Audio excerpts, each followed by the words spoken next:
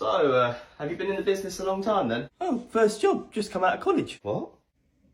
I mean, yeah, been in it 5 years. Oh, that's good. Yeah, 5 years, yeah. So, basically, mate, what the problem is... You alright? Yeah, I'm alright, yeah. Right. Well, as I was saying, the shower head is basically just leak. Must be that curry I had last night. Did you use the toilet? Yeah, just 5 minutes. Okay, yeah. Thanks.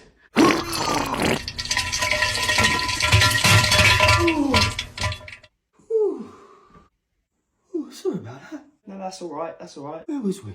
As I was saying, the shower head is just constantly leaking. Alright, I'll see what I can do. I'll be downstairs if you need me.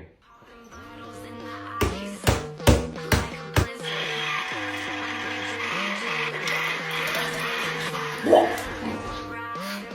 It's all done, mate. Didn't take me long. Quick fix. Oh, that's great. Thank you very much. That'll be £10, please. Cash. Oh, yeah, no worries, I've got cash. Yeah, £10. There you go.